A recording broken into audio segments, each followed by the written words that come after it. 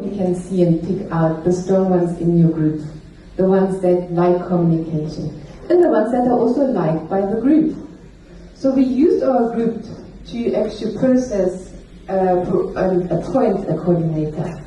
Because if the group respects your coordinator, you will have a greater participatory outcome later on in your PLC sessions. The PLC sustainability remains a concern and requires focused attention. After you want to let go of the PLCs throughout the program. So for example, your orientation can be smaller groups, and then your PLC session can go up to 40, 45. But the first orientation, keep it to 20, 25 participants. Because it's a very lengthy process. And I had a look around the room in the orientation session, and we are all running around trying to help everyone to onboard and explain what to do. And the ones that are already done will sit there for 3 to 4 hours, twiddling their thumbs, waiting for us to onboard everyone. And it just doesn't help with the fun in the room, if you do fun. Include your leaders. We had a great turnout of leaders and a fantastic completion rate when it came to the leaders. We included them in the PLCs, invite them, make it up to them to come along. And it really, really helps to drive the point home of learning to play pedagogy. If they can get involved. And what we did as LETCEE and uMzinyathi was we had some special tweaks and activities for the leaders. Get them down on the floor, let them sit down and build something. And the specific, I think, if I'm not mistaken, we had a Lego session with the leaders, where they had to build bridges,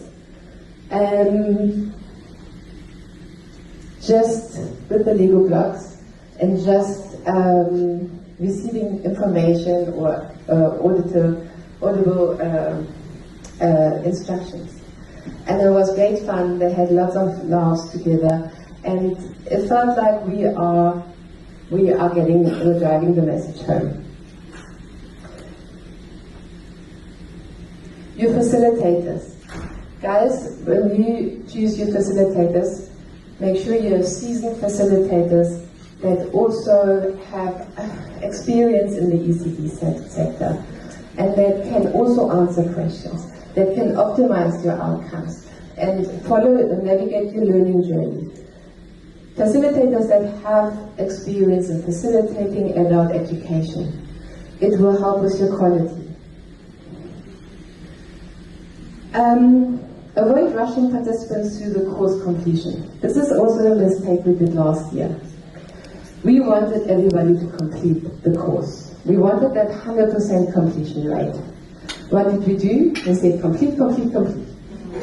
Unfortunately, they did complete too quickly, and later on in the LMS we said, oh, 4 hours, everything was done.